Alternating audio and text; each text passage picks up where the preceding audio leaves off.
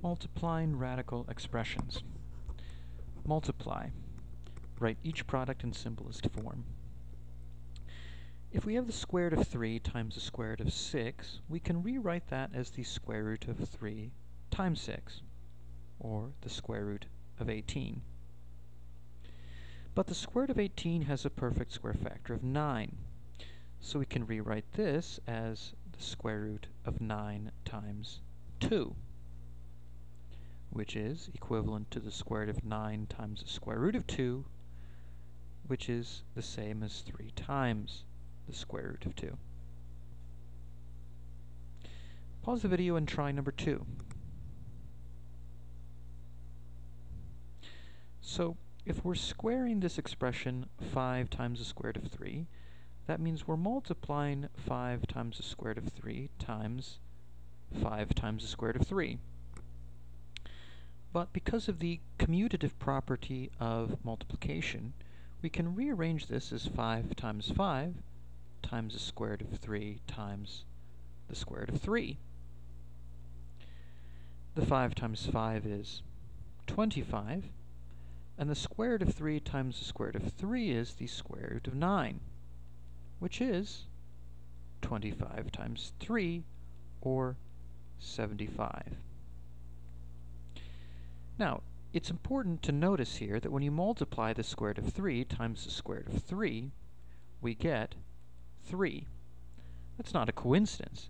If you took any positive number, such as the square root of 24 times the square root of 24, that would equal 24. Because what a square root is the number, if you multiply it by itself, you get 24. So, if you multiply the square root of 24 times the square root of 24, you're going to get 24. It's an important thing to remember. Pause the video and try number 3.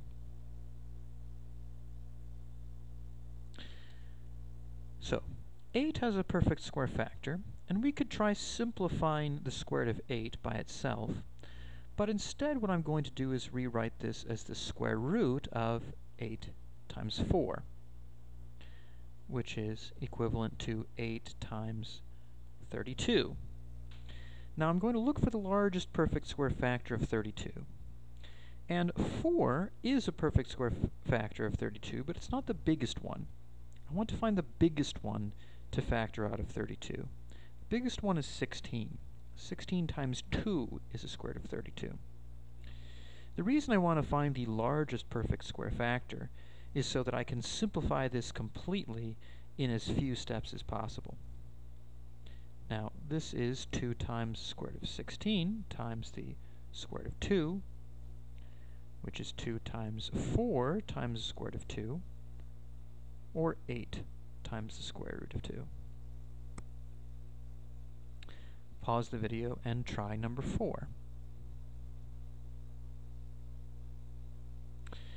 So here, the first thing I'm going to do is to distribute. So the square root of 2 times 5 is the same as 5 times the square root of 2, plus the square root of 2 times the square root of 12. Now, the square root of 2 times the square root of 12 I can rewrite as the square root of 24. Let's see if we can find a perfect square factor of 24. Well, 4 goes into 24, so I can rewrite this as the square root of 4 times 6. And then we have 5 times the square root of 2 plus the square root of 4 times the square root of 6. So 5 times the square root of 2 plus 2 times the square root of 6. And since these two radicals are not the same, we can't combine these two terms, so we're done already.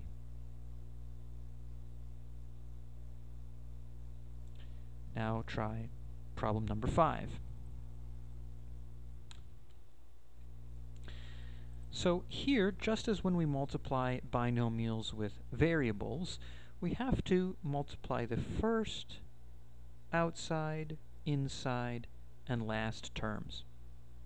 So we need to multiply 4 times 3, the 4 times minus square root of 5, the 3 times the square root of 5, and the square root of 5 times the minus square root of 5, which would be minus 5, or square root of 5 times square root of 5.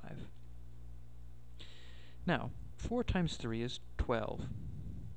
Here we have minus 4 square roots of 5 plus 3 square roots of 5, which would be minus 1 square root of 5. And as we saw earlier, the square root of 5 times the square root of 5 would simply be 5.